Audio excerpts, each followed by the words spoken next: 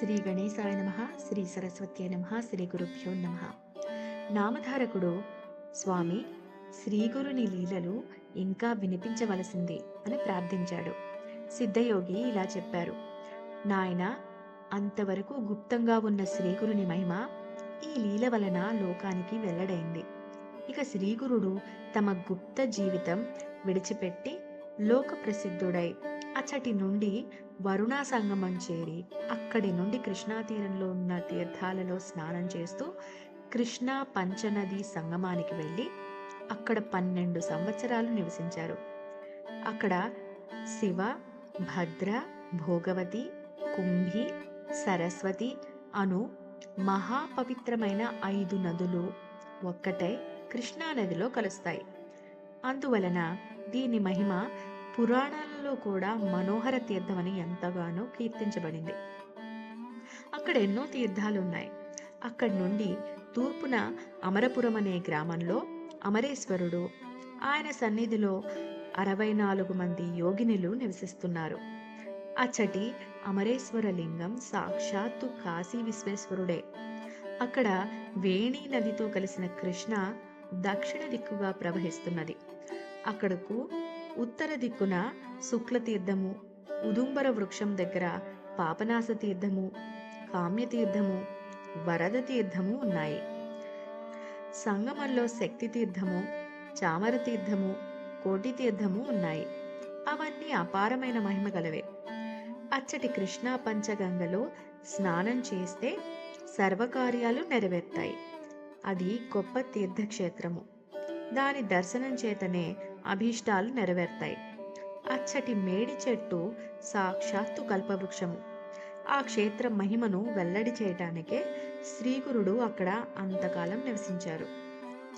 శ్రీ నృసింహ సరస్వతి స్వామి ప్రతిరోజు భిక్షకు అమరపురానికి వెళ్తూ ఉండేవారు. ఆ గ్రామంలో ఒక నిరుపేద బ్రాహ్మణుడు ఉండేవాడు. అతడు పరమ సాత్వికుడు. కేవలం యాయవార వృత్తితో జీవిస్తూ ఉండేవాడు.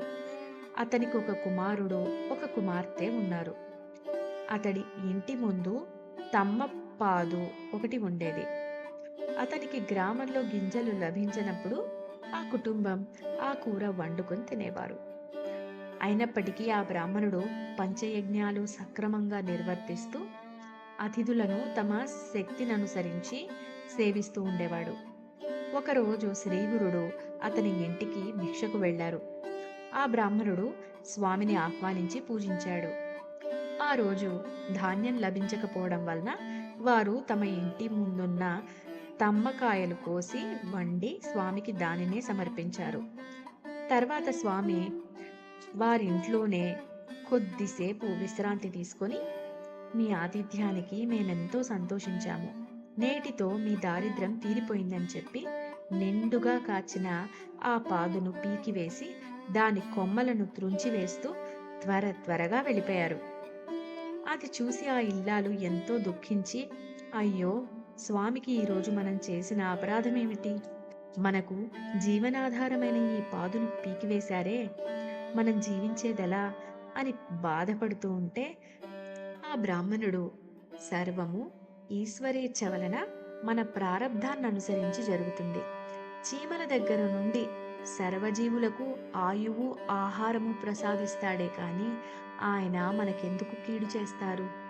ఏదైనా మన కర్మను అనుసరించే జరుగుతుంది. నీవు బాధపడవద్దు అని ఆమెను ఓదార్చి దానిని తిరిగి నాటాలని ఆ పాదు మొదట్లో త్రవ్వాడు. గడ్డపారకు ఒక లోహ పాత్ర తగిలిన శబ్దం వచ్చింది.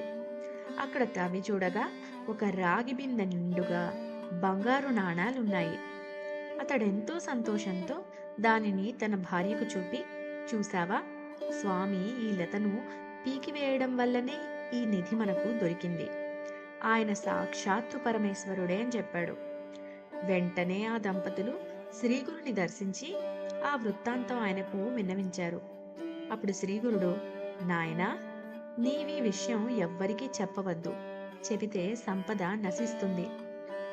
స్వధర్మాన్ని అనుసరిస్తూ భోగభాగ్యాలు అనుభవించి తర్వాత నిరామయులై ముక్తి పొందుతారు అని దీవించి పంపారు.